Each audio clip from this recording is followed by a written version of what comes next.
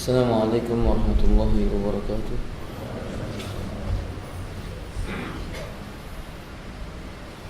Innal hamdalillah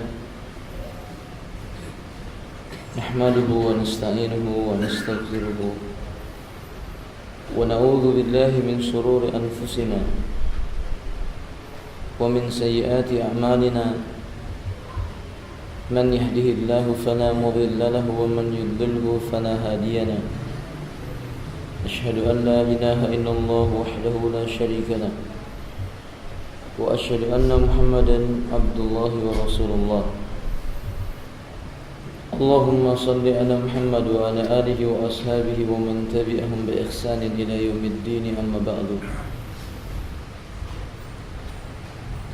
Ikhwati rahimani wa rahimakumullah. Kita lanjutkan pembahasan kitab Syarh Aqidati Ahli Sunnah wal Jamaah. Pasal yang berikutnya yaitu min aqidati Ahli Sunnah wal Jamaah annahum yukrimu ashaba Muhammadin sallallahu alaihi wasallam. Ahlu sunnah adalah kaum yang memuliakan para sahabat, mencintai mereka, menjaga hati dan lisan mereka terhadap para sahabat Rasulullah sallallahu alaihi wasallam. Annahum yu'minuna wa yaqbalu ma ja'a anil Qur'ani wa sunnah wal ijma' an ashabi Muhammadin sallallahu alaihi wasallam wa makanatihim. Mereka ini suatu kaum yang beriman kepada Al-Qur'an, menerima Al-Qur'an, menerima sunnah, ijma' tentang keutamaan dan kedudukan para sahabat. Sehingga Ahlussunnah percaya para sahabat memiliki kemuliaan dan keutamaan di sisi Allah Azza wa Jalla, li'annahum qaumun aw khairun nasi. Mereka adalah suatu kaum yang paling baik di antara manusia yang ada. Ahsanuhum khuluqan, yang paling utama akhlaknya, paling baik perangainya. Hanya saja Ahlus Sunnah tidak bersikap melampaui batas, tidak berlaku hulu terhadap para sahabat Nabi. Di antaranya Ahlus Sunnah meyakini bahwasanya sahabat itu tidak maksum. Setiap orang per orang sama seperti manusia yang lainnya. Nabi mengatakan kullu bani Adam khata'. Kullu bani Adam khata'. Setiap anak keturunan Adam itu sering melakukan kesalahan. Tidak terkecuali para sahabat, mereka pernah bersalah, orang per orang. Tapi lisan Ahlus Sunnah tidak membicarakan tentang kesalahan dan kejelekan atau kekurangan mereka. Allah Subhanahu wa taala mengatakan tilka ummatun qad khalat. Itu merupakan umat yang telah berlalu. Laha ma kasabat wa lakum ma kasabtum. Bagi mereka apa yang telah mereka amalkan. Bagi kalian apa yang kalian akan amalkan. Bagi kalian apa yang kalian amalkan. Wala tus'aluna amma ya'malun. Kalian tidak akan ditanya tentang apa yang mereka lakukan. Artinya manusia itu mempertanggungjawabkan dirinya masing-masing. Maka menceritakan aib para sahabat atau seandainya ada kekurangan pada diri para sahabat, itu tidak ada manfaatnya. Jika mereka memiliki kekurangan, Allah memuji mereka. Kuntum khaira ummatin ukhrijat linnas ta'muruna bil ma'rufi wa tanhauna 'anil munkar. Kata Allah Ta'ala, kalian adalah sebaik-baik umat yang dikeluarkan kepada manusia. Kalian memiliki sifat memiliki sifat menegakkan amar ma'ruf, mengajak kepada yang ma'ruf dan mencegah manusia dari perbuatan yang mungkar. Berarti para sahabat sudah mempraktekkan agama ini. Setiap perkara agama dari awal hingga akhirnya para sahabat sudah melaksanakannya. Tidak ada yang ditinggalkan oleh mereka. Allah puji mereka dalam surah Al-Hasyr, walladzina ja'u min ba'dihim yaqulun. Dan orang-orang yang datang sesudah Muhajir dan Ansar itu senantiasa berdoa, Rabbana ighfir lana, wahai Rabb kami, ampunilah kami, wal ikhwanina, dan ampuni pula saudara-saudara kami, alladzina sabaquna bil iman, yang mereka itu terlebih dahulu mendahului kami dalam beriman. Wala taj'al fi qulubina ghillan, dan janganlah engkau menjadikan dalam hati kami itu ada kedengkian. Wala taj'al fi qulubina ghillan, jangan engkau jadikan dalam hati kami ada kedengkian lil ladzina amanu, terhadap orang-orang yang beriman, yakni Muhajirin dan Ansar. Rabbana innaka raufur rahim, wahai Rabb kami, engkau zat yang maha penyantun dan engkau zat yang maha penyayang. Ayat ini membuktikan bahwa sekian banyak kaum muslimin dari awal sampai akhir yang mereka mengucapkan doa ini sangat memungkinkan kesalahan para sahabat seandainya ada, itu diampuni oleh Allah Subhanahu wa taala. Bukankah salah satu sebab manusia itu akan diampuni kesalahannya oleh Allah Azza wa Jalla itulah doa orang lain buat dirinya. Dari sekian banyak manusia yang ada, yang telah diciptakan oleh Allah Subhanahu wa taala, mereka senantiasa mengucapkan doa ini, Rabbana ighfir lana wal ikhwanina alladziina sabaquna bil iman wa la taj'al fi qulubina ghillan lil ladziina amanu rabbana innaka ra'ufur rahim. Itu bukti bahwa para sahabat insyaallah termasuk orang-orang yang akan dimuliakan oleh Allah Subhanahu wa taala. Dan ikhwanilah rahimani wa rahimakumullah, itu juga bukti tentang kebaikan orang Muhajirin, kebaikan orang-orang Ansar, yang menunjukkan bahwasanya mereka dicintai oleh orang-orang yang mengikuti jalan mereka. Ini menafikan kedengkian. Ayat ini menjelaskan haramnya berbuat dengki, kebencian kepada para sahabat Nabi SAW. Sebelumnya perlu saya sampaikan, yang disebut dengan sahabat, ar-rajulu awir rijalu yalqiya Muhammadan aw nabiyya sallallahu alaihi wasallam wa in kana tarfata ayn yu'minu bima ja'ani nabiy sallallahu alaihi wasallam wa mata ala dzalika. Seseorang atau sekumpulan orang yang pernah bertemu dengan Nabi sallallahu alaihi wasallam walaupun cuma sekejap mata, dalam keadaan bertemu itu dia beriman dengan apa yang dibawa oleh Nabi sallallahu alaihi wasallam, yaitu Islam. Kemudian ia meninggal dunia dalam keadaan seperti itu, tetap beriman dengan apa yang dibawa oleh Nabi, maka disebut sahabat. Maka barang siapa mengatakan sahabat Nabi ada yang munafik, ini keliru. Karena makna munafik itu idharul khair wa kitmanus syarr, menampakkan kebaikan kepada Islam dan menyembunyikan kebencian kepada Islam. Menampakkan kebaikan kepada Allah dan Rasulnya, menyembunyikan kebencian terhadap Allah dan Rasulnya. Ini munafik. Dan para sahabat tidak ada yang benci kepada Allah dan Rasulnya. Orang munafik itu bukan orang beriman. Allah katakan dalam Al-Quran Al-Karim, wa idza laqul ladzina amanu qalu amanna wa idza khalau ila syayatinihim qalu inna ma'akum innama nahnu mustahzi'un. Bila mereka ini bertemu dengan orang beriman, mereka berkata kami beriman seperti kalian beriman. Bila mereka telah berlalu dari orang beriman bertemu dengan orang-orang kafir, syaitan-syaitan mereka berkata kami bersama engkau, kami tadi cuma mengejek orang-orang mukmin. Maka Allah katakan dalam Al-Quran, innal munafiqina fid darkil asfali minan nar. Orang munafik itu tempat tinggalnya di dalam neraka yang paling dekat dengan apinya. Dan Allah memerintahkan Nabi-Nya dengan berkata, ya ayuhan nabi jahidil kuffara wal munafikin. Hai Nabi, perangilah olehmu orang kafir dan orang munafik. Maka tidak mungkin orang munafik itu sahabat Nabi. Sahabat tidak ada yang munafik, yakni munafik akbar, munafik yang besar. Kalau mungkin saja manusia sebagaimana pada umumnya melakukan beberapa perkara yang itu bisa menyebabkan manusia jatuh dalam kemunafikan, Ini manusiawi. Ikhwati rahimani wa rahimakumullah. Makanya para sahabat orang per orang tidak ada yang maksum. Tapi Ahlussunnah meyakini ijma'nya para sahabat itu maksum. Sesuatu yang disepakati oleh para sahabat tentang suatu hukum dalam Islam itu maksum. Dalilnya adalah ucapan Nabi sallallahu alaihi wasallam, la tajtami'u ummati 'ala ad-dhalalah. Umatku tidak akan bersepakat di atas perkara yang mengandung kesesatan.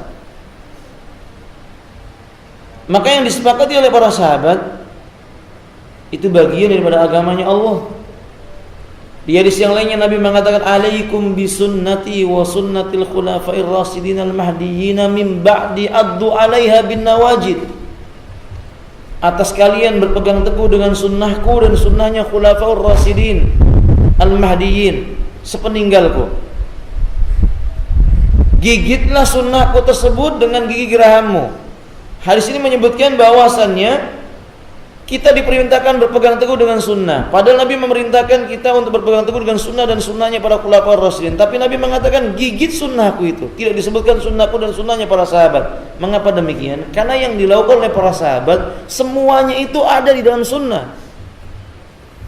Semua perilaku yang dilakukan oleh khulafaur rasyidin Abu Bakar, Umar, Utsman dan Ali itu tidak mungkin menyimpang dari sunnah. Makanya Nabi memerintahkan kita berpegang dengan sunnahnya Nabi. Setelah Nabi menyebutkan alaikum bisunnati wa sunnatil khulafa'ir rasyidin al-mahdiyyin. Atas kalian berpegang dengan sunnahku dan sunnahnya para sahabat khulafa'ir rasyidin. Dan sahabat pasti berjalan di atas sunnahnya Nabi.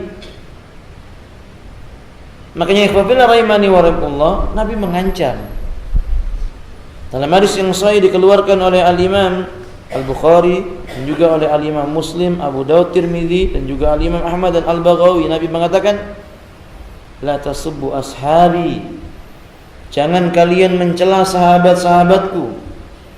Fawalladhi nafsi biyadihi, demi zat yang jiwaku ada di tangannya, law anna ahadakum anfaqa misla uhudin dhahaban, kalau seandainya ada salah seorang di antara kalian berinfak sebesar gunung Uhud berupa emas, ma balagha mudda ahadim wala nasifah, itu tidak akan sanggup menandingi satu mud sedekahnya para sahabat, wala nasifah, bahkan setengah mudnya saja tidak akan sanggup kita menandingi keutamaan sedekahnya para sahabat. Mengapa demikian ikhwafillah? Nabi mengatakan man sanna sunnatan hasanatan, barang siapa melaksanakan sunnah yang baik, falahu ajrun wa ajru man amila bihi wa la yunqasu anhu syai'a wa la yunqasu minhu syai'a, dia dapatkan pahala dari kebaikan yang dia amalkan dan pahala orang-orang yang mengamalkan kebaikan yang dicontohkan olehnya tanpa dikurangi sedikit pun juga. Bapak-bapak, para sahabat yang meriwayatkan hadis tentang infak, para sahabat yang meriwayatkan hadis tentang keutamaan bersedekah, para sahabat yang pertama kali mempraktekkan bagaimana keutamaan bersedekah itu, kemudian datang muridnya terus ke bawah sampai kita pada hari ini, kita mengetahui tentang bagaimana berinfak, bagaimana bersedekah itu dari jalan para sahabat untuk mengetahui hadisnya Nabi. Maka apa yang dilakukan oleh para sahabat baginya pahala. Apa yang kita lakukan pada hari ini? Kita dapat pahala dan sahabat-sahabat dapat pahala kita. Ia mendapatkan pahala kita. Apa yang kita lakukan berupa kebaikan, berupa salat pada hari ini? Kita melaksanakan salat, tata cara salatnya kita ambil dari jalan para sahabat. Mereka melihat Nabi mengerjakan salat. Ketika Nabi mengatakan sallu kama ra'aitumuni usalli, salatlah kalian sebagaimana kalian melihat aku mengerjakan salat. Para sahabat orang yang pertama kali melihat Nabi mengerjakan salat. Diajarkan kepada muridnya, diajarkan lagi kepada muridnya lagi, terus sampai kita pada hari ini. Kita melaksanakan tata cara salatnya Nabi itu melalui jalurnya para sahabat. Sahabat mendapatkan pahala. Ketika kita dapat pahala, mendapatkan pahala salat ini, sahabat pun dapat pahala yang kita dapatkan. Sekian banyak manusia yang mengerjakannya, sahabat mendapatkan pahalanya. Bagaimana mungkin kita mampu menandingi keutamaan para sahabat? Itu hal yang mustahil. Semakin bertambah manusia mengerjakan kebaikan, sahabat-sahabat ini pun akan semakin bertambah pula nilai pahala yang dia dapatkan. Jadi wajar kalau Nabi mengatakan, man sabba ashabi, barang siapa yang dia mencaci sahabatku, fa alaihi laknatullahi, maka baginya laknatnya Allah, wal malaikati, dan laknatnya malaikat, wan nasi ajmain, dan laknatnya seluruh manusia yang ada. Dia pantas mendapatkan laknat itu. Sehingga orang yang mencela sahabat boleh digelari dengan laknatullah alaih, atas dirinya laknatnya Allah.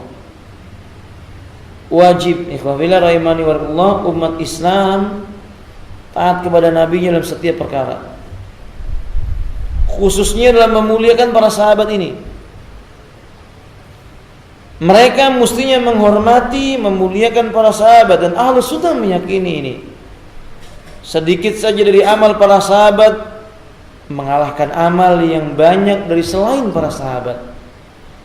Abdullah bin Umar mengatakan, la tasubbu ashaba Muhammadin sallallahu alaihi wasallam, jangan kalian caci maki para sahabat-sahabatnya Nabi Muhammad sallallahu alaihi wasallam.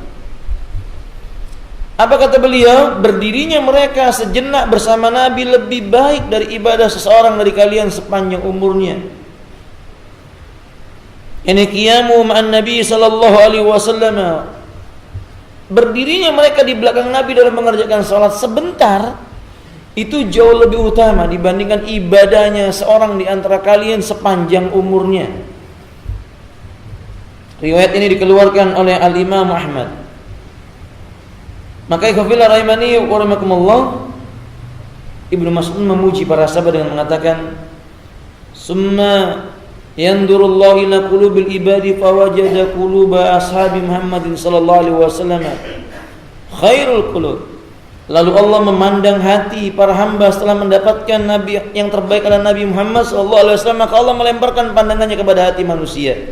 Ia jumpai sahabat-sahabat Nabi itu orang yang paling baik hatinya, sedikit rasa berat hatinya dalam melaksanakan agama, tunduk dan patuh dengan perintah Allah dan Rasulnya, menerima ketetapan Allah Subhanahu wa taala. Fala wa rabbika la yu'minuna hatta yuhaqqimuka fima syajara bainahum, maka demi Rabbmu hai Muhammad, mereka tidak beriman sehingga mereka menjadikan engkau sebagai hakim yang memutuskan perselisihan di antara mereka. Tsumma la yajidu fi anfusihim harajan mimma qadaita wa yusallimu taslima. Kemudian mereka tidak akan menjumpai dalam hati mereka rasa berat apa yang telah kamu putuskan, mereka itu tunduk dan patuh serta menerimanya. Nah, sahabat Nabi demikian. Setiap keputusan Allah dan Rasulnya tidak pernah sahabat-sahabat Nabi itu membangkang. Sebagai contoh, di zaman di zaman Abu Bakar As-Siddiq radhiyallahu taala an, ada sekelompok manusia Bani Hanifah maksudnya, mereka tidak mau membayar zakat. Ketika didatangi oleh Abu Bakar As-Siddiq tentang keadaan mereka ini, mereka mengatakan, dahulu kami membayar zakat ini kepada sahabat-sahabat kalian, karena Allah mengatakan khudh min amwalihim shadaqatan. Hai Muhammad, ambillah sebagian daripada harta mereka. Sekarang Nabi telah meninggal dunia, kata mereka. Maka dulu kalau kami bayar zakat kepada nabimu, kepada sahabatmu, yakni Nabi kita sallallahu alaihi wasallam. Tapi sekarang ia sudah meninggal dunia, kami tidak mau membayar lagi sedekah. Maka Abu Bakar As-Siddiq menetapkan mereka mesti diperangi, dibunuh. Tapi lihat, Umar bin Khattab mengatakan, bukankah Nabi bersabda, man qala la ilaha illallah, barang siapa yang telah bersaksi tidak ada ilah yang patut diibadahi kecuali Allah. Kata Nabi sallallahu alaihi wasallam, asama minni dima'ahum, selamat dariku darah mereka, tidak boleh dibunuh. Wa amwalahum, harta benda mereka, wa aradhum, dan kehormatan-kehormatan mereka, illa bihaqqil Islam, kecuali dengan haknya Islam. Kata Umar, berarti kan mereka telah mengucapkan kalimat la ilaha illallah, maka jangan dibunuh. Tapi kata Abu Bakar As-Siddiq, bukankah Nabi mengatakan illa bihaqqil Islam, kecuali dengan haknya Islam. Wa shadaqatu haqqul Islam, zakat itu haknya Islam. Maka ketika Umar bin Khattab mendengar ucapan Abu Bakar As-Siddiq yang memahami hadis Nabi illa biyakul Islam yang lebih mengerti dibandingkan Umar bin Khattab, maka Umar pun tunduk dengan hadis itu. Lalu ia mengatakan, aku mengetahui tentang kefakihannya Abu Bakar itu lebih dibandingkan dengan sahabat-sahabat yang lainnya. Yang kita ambil faedah, bagaimana para sahabat ini tunduk dengan nas Al-Quran atau sunnah Nabi SAW, tidak mendahulukan hawa nafsu mereka. Orang yang seperti ini lebih patut disebut sebagai orang-orang muslim yang memang dipilih oleh Allah Subhanahu wa taala untuk menyampaikan risalah yang dibawa oleh Nabi sallallahu alaihi wasallam ini. Jadi wabillah rahimani wa rahimakumullah, tidak sepantasnya seorang mukmin bersikap mencela, memaki sahabat-sahabat Nabi. Memaki dan mencela para sahabat itu hukumnya kafir. Ketika Allah Subhanahu wa taala menyebutkan dalam surat Taubah, abillahi wa ayatihi wa rasulihi kuntum tastahzi'un la ta'tadiru qad kafartum ba'da imanikum. Apakah kalian terhadap Allah, ayatnya Allah dan rasulnya Allah kalian berani memperolok-oloknya, mengejeknya?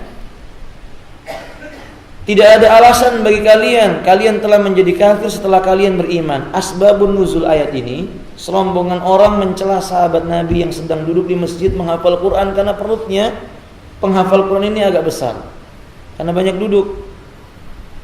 Mereka dicela dan diejek dengan mengatakan, aku tidak pernah melihat orang yang paling besar perutnya kecuali orang-orang ini. Ini sahabat-sahabatnya Nabi ini diejek untuk dijadikan bahan tertawaan. Maka sahabat Nabi datang kepada Nabi menceritakan hal ini, turun ayat yang menjelaskan tentang hal itu. Ayat yang kita baca tadi itu. Kafirnya orang yang mencela para sahabat ini. Maka yang sepakat Ahlus Sunnah, mencela para sahabat itu menghancurkan Islam.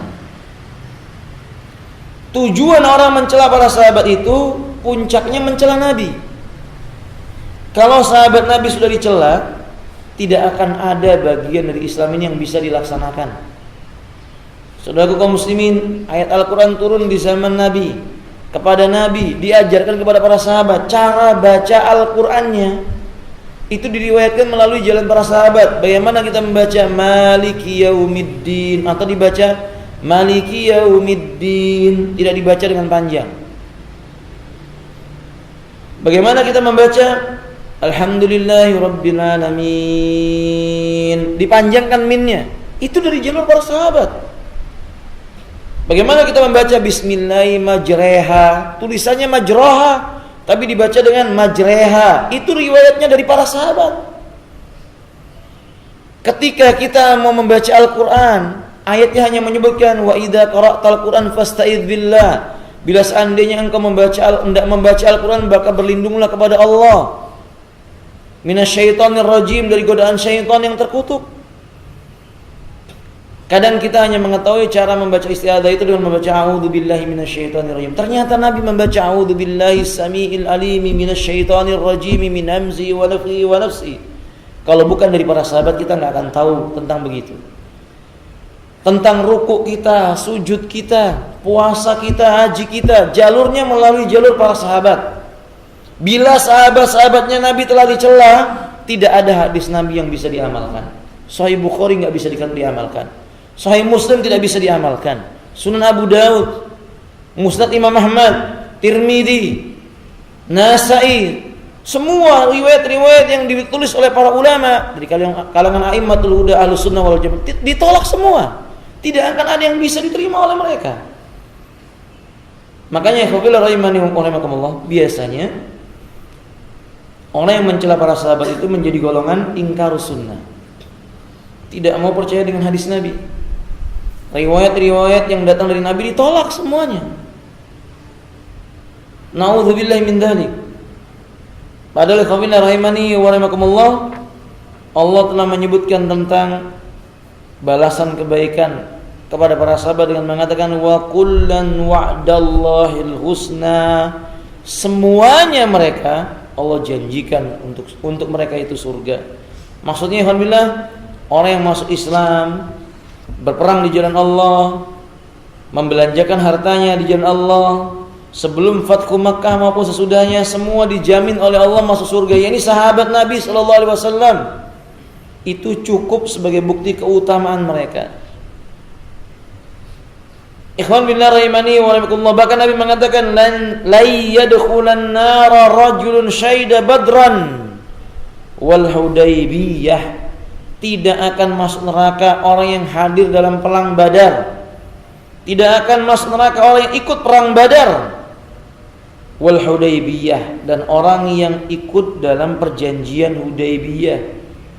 Abu Bakar ada di sana, Umar juga, Utsman ya, Ali bin Abi Thalib juga. Mereka orang-orang ikut perang Badar. Bukan hanya perang Badar, mereka ikut dalam perang Uhud. Mereka ada dalam perang Khandaq. Mereka dalam perang Tabuk. Orang-orang yang seperti ini Nabi sallallahu alaihi wasallam mengatakan la yadkhulun nar. Mereka tidak akan masuk dalam api neraka. La yadkhulun nar, tidak akan masuk neraka. Rajulun syahida badran, orang yang hadir dalam perang Badar. Lalu bagaimana mungkin orang belakangan datang mencela Abu Bakar, memaki Umar, mengkafirkan Utsman, menuduh nista Ibunda Aisyah radhiyallahu taala anha, mencela seluruh para sahabat kecuali beberapa orang yang bisa dihitung dengan jari saja. Saudaraku kaum muslimin rahimani wa rahimakumullah, orang yang seperti ini pantas diucapkan oleh Imam Adz-Dzahabi, ar-Rafidhi laisu minal Islam. Golongan itu namanya Rafidah. Rafidah ini kata Imam Adz-Dzahabi bukan golongan Islam. Sebab kalau seandainya dia muslim, tidak mungkin dia mencela sahabat-sahabat Nabi. Anda akan jumpai golongan Rafidah tidak percaya dengan Quran yang ada. Karena Quran yang ada ini riwayatnya melalui jalur para sahabat. Dikumpulkan menjadi satu mushaf dikenal dengan mushaf Utsmani oleh para sahabat. Wajar kalau kemudian mereka itu ragu Quran itu bukan yang asli pada hari ini. Quran dikatakan oleh mereka ini nggak asli lagi. Banyak yang diselewengkan kata mereka. Padahal Allah mengatakan inna nahnu nazzalna dzikra. Sesungguhnya kamilah yang telah menurunkan adz-dzikra yaitu Al-Qur'an, wa inna lahu lahafizun. Kewajiban bagi kami menjaga Al-Qur'an. Secara tidak langsung ketika mereka menuduh Al-Qur'an itu sudah tidak otentik lagi, dia menganggap Allah itu lemah. Karena bisa kecolongan ayat-ayatnya dipalsukan oleh manusia pada hari ini. Padahal dia yang telah mengatakan dia yang akan menjaga Al-Qur'an ini. Di kitab-kitab yang lainnya selain Al-Qur'an tidak ada yang demikian itu. Tapi pada Al-Qur'anul Karim Allah menjanjikan dengan berkata inna nahnu nazzalna dzikra wa inna lahu lahafizun. Maka saudaraku kaum muslimin rahimani wa rahimakumullah, mencela para sahabat itu bukan perkara yang remeh. Mencaci maki mereka itu zindik. Imam Ahmad mengatakan idza ra'aita ar-rajula yasubbu ashab Muhammadin sallallahu alaihi wasallam fa'lam annahu zindiq.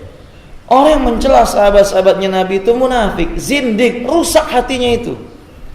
Bila kamu melihat ada orang mencela sahabatnya Nabi, dia itu zindik. Hatinya udah rusak, hatinya orang munafik yang terang-terangan, namanya zindik. Rafidah melakukan itu. Dia cela Abu Bakar, dia cela Umar, dia cela Utsman, dia cela Ali. Bahkan mereka itu tidak luput darinya istri-istrinya Nabi. Lah kalau seorang Nabi istrinya udah dicela, diterangkan tentang keadaannya yang tidak sesuai dengan kenyataannya, berarti dia telah mencela Nabi sallallahu alaihi wasallam secara tidak langsung. Mereka mengatakan Aisyah telah berbuat zina. Padahal tuduhan mereka ini tidak terbukti. Alasannya Nabi SAW tetap menjadikan Aisyah sebagai istrinya sampai Nabi meninggal dunia dimakamkan di rumah Aisyah. Apakah Allah redha seandainya Aisyah benar-benar berbuat zina, lalu Nabi SAW tetap beristri dengannya, menikah dengannya sampai beliau meninggal dunia pun di rumahnya? Apakah Allah redha dengan hal itu? Tentu tidak mungkin. Karena Allah yang telah mengatakan wala taqrabuz zina. Janganlah kamu mendekati perbuatan zina. Allah yang memerintahkan orang yang berbuat zina itu dirajam. Jika dia itu ghairu muhsan dicambuk. Nabi yang memerintahkan agar orang yang berbuat zina itu dirajam. Kalau seandainya istrinya Nabi dituduh telah berbuat zina, yang pertama, dia berarti telah secara tidak langsung mengatakan Allah tidak adil, memilihkan buat Nabi yang suci wanita yang telah berbuat nista. Yang kedua, dia menuduh bahwasannya Jibril khianat. Karena Nabi itu kalau mengalami sesuatu kekeliruan, Allah akan memerintahkan Jibril untuk menegurnya. Contoh, Nabi pernah sholat, dalam riwayat Imam Muslim, memakai sendal. Di tengah-tengah sholat, Nabi melepaskan sendalnya. Sahabat pun melepaskan sendalnya. Selesai sholat, Nabi bertanya, apa yang membuat kalian melepas sendal? Kata para sahabat, kami melihat engkau melepas sendal dalam sholat, maka kami lepaskan juga sendal kami. Kata Nabi, tadi Jibril datang kepadaku, memberitahukan bahwa di bawah telapak sendalku itu ada najisnya, ada kotorannya, maka aku lepaskan.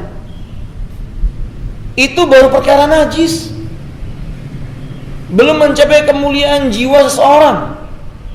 Nabi ketika sholatnya membawa najis, Jibril datang menegurnya. Bagaimana mungkin kalau seandainya memang Aisyah itu berbuat nista? Aisyah radhiyallahu taala dituduh nista, dituduh berbuat zina. Lalu kemudian Jibril tidak memberitahukan nabinya. Kalau mereka berkata, oh sebenarnya Nabi diberitahu, maka kita lihat mesti ada konsekuensi yang ketiga. Kalau begitu dia menuduh Nabi berbuat khianat terhadap agama ini. Kan Nabi sendiri yang menetapkan orang yang berbuat zina dirajam. Kenapa dia tidak merajam istrinya? Atau dia menganggap Nabi itu pengecut, kalau keluarganya saja yang berbuat nista maka dia tidak menghukumnya. Tuduhan-tuduhan ini tuduhan-tuduhan nista. Makanya saudara kaum muslimin, menuduh Aisyah berbuat zina ini bukan konsekuensi yang kecil. Jibril mengucapkan salam kepada Aisyah, menitipkan salam, sehingga Nabi mengatakan, sesungguhnya Jibril datang, ia menitipkan salam kepadamu. Jibril itu titip salam buat Aisyah. Kalau seandainya Aisyah itu dituduh berbuat zina, maka berarti menunjukkan bahwa Jibril telah ridho kepada orang yang salah. Ternyata benar, Pak. Orang Rafidhah itu benci dengan Jibril. Orang Rafidhah itu benci dengan Jibril. Hanya karena Jibril itu menitipkan salam kepada Aisyah, maka dibenci si Jibril ini. Sampai pada puncaknya mereka mengatakan, Jibril nggak amanah. Mestinya wahyu itu diberikan kepada siapa? Ali menurut mereka, bukan kepada Nabi. Tuduhannya makin nggak karu-karuan. Sehingga rahimani wallahu Imam Ahmad mengatakan, orang yang mencela sahabat dihukum oleh Allah dengan mati hatinya itu. Maksudnya bukan hanya sahabat yang akan dia cela, istrinya Nabi akan dicela, nabinya akan dicela secara tidak langsung. Walaupun lisan mereka berkata Allahumma salli ala Muhammad wa ala ali Muhammad, tapi secara tidak langsung mereka mencela Nabi. Kalau Nabi udah dicela, Jibril dicela. Kalau Jibril udah dicela, mereka akan meragukan Rabbuna wa azza wa jalla. Kalau itu sudah terjadi, maka mereka akan menganggap Tuhan mereka adalah manusia. Maka mereka mengatakan Ali bin Abi Thalib itu manusia, Tuhan bagi mereka. Na'udzubillah min dzalik. Na'udzubillah.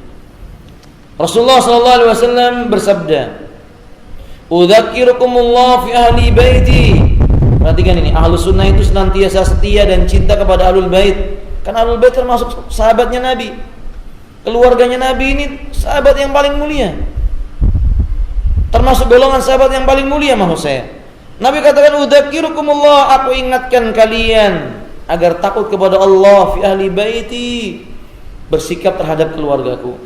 Udzakirukumullah fi ahli baiti, udzakirukumullah fi ahli baiti, diulang-ulang, sesungguhnya aku mengingatkan kalian agar takut kepada Allah, bersikap terhadap ahlul baitku. Jangan mencela, mendeskripsikan keluarganya Nabi sallallahu alaihi wasallam. Yang termasuk ahlul bait itu siapa? Itu pertanyaannya. Allah Subhanahu wa taala telah menyebutkan bahwa yang termasuk ahlul bait itu adalah istri Nabi. Allah katakan, ya nisa'an nabi, wahai istri-istrinya Nabi, lastunna ka'ahadim minan nisa, kalian tidak sama, kalian tidak seperti wanita-wanita atau istri-istri seseorang yang lainnya. Inittaqaitunna, jika kalian bertakwa kepada Allah, fala takhda'na bil qawli, suara kalian jangan rendahkan suara kalian, maksudnya jangan melenggak-lenggokkan suara.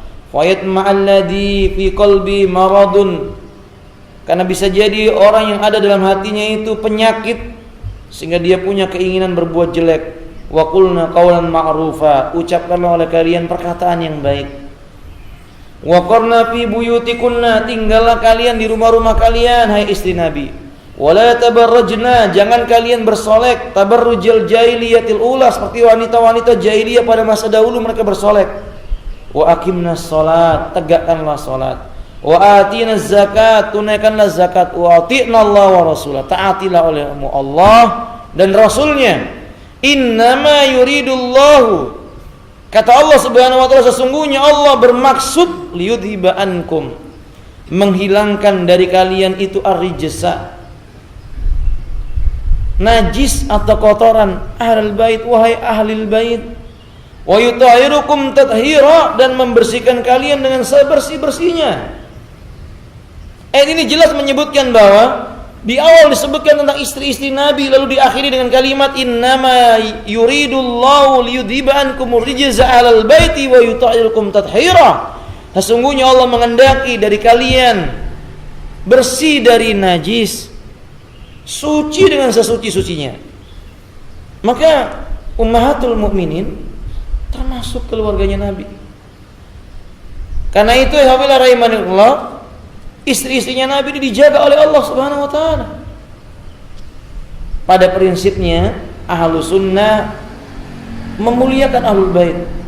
Anaknya Nabi, cucunya Nabi, menantunya Nabi, istri-istrinya Nabi dimuliakan oleh Allah Subhanahu wa taala, maka Ahlus Sunnah pun memuliakannya, kecuali saudara-saudara dekatnya Nabi sallallahu alaihi wasallam tetapi tidak masuk Islam, mereka tidak masuk dalam kategori Ahlul Bait. Paman Nabi Abu Thalib misalnya, atau Abu Lahab misalnya, tidak masuk dalam golongan Ahlul Bait, karena mereka mati dalam keadaan tidak beriman dengan apa yang dibawa Nabi sallallahu alaihi wasallam.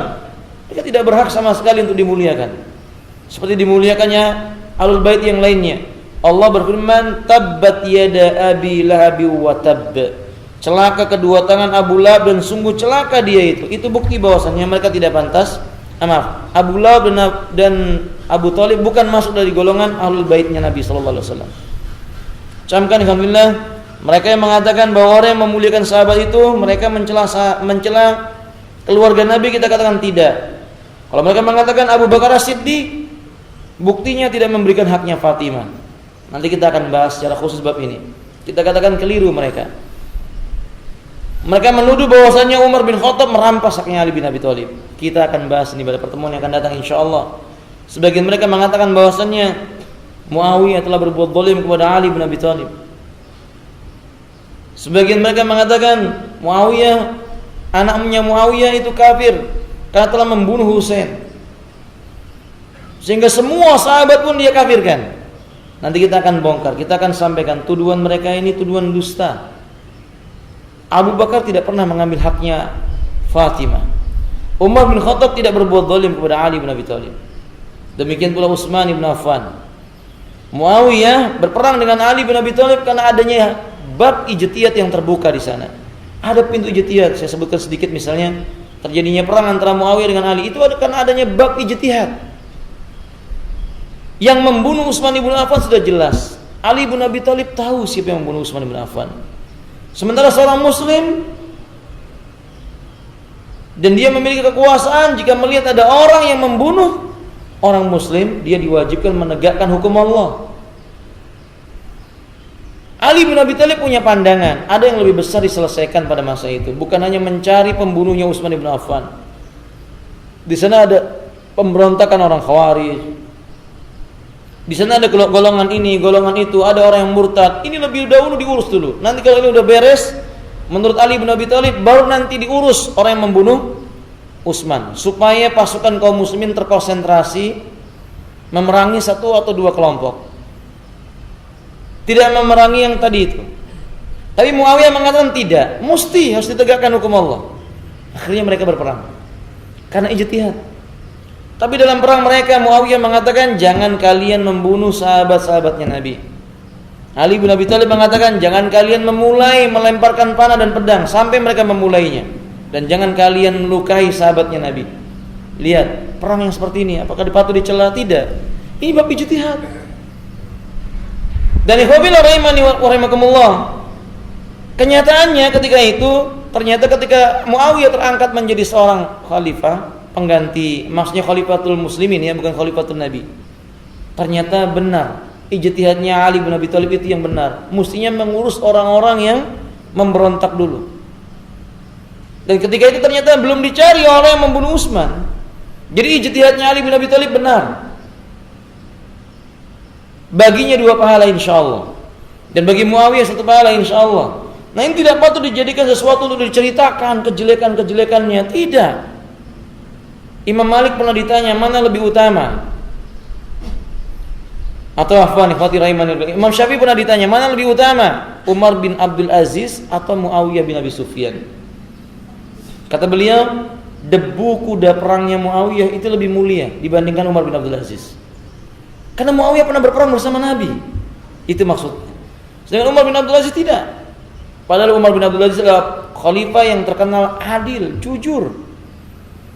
Maka ikhwati rahimani wa rahimakumullah, sebagai penutup, Nabi SAW telah mengingatkan kita dengan hadis yang sahih bahwa khairun nasi qarni, sebaik-baik manusia mereka yang hidup sezaman denganku.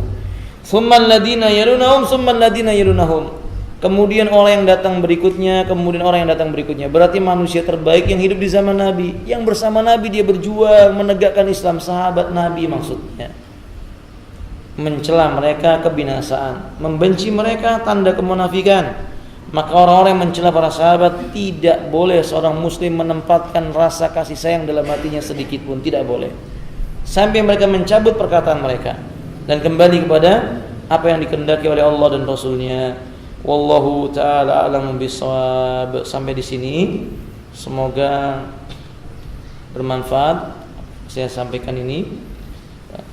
Bila salah maka saya bertobat kepada Allah tabaraka wa taala. Jika benar, semoga kebenaran ini membela kita di yaumil qiyamah. Akhiru da'wana alhamdulillahirabbil alamin. Subhanakallahumma wa bihamdik, asyhadu an la ilaha illa anta, astaghfiruka wa atubu ilaik. Assalamualaikum warahmatullahi wabarakatuh.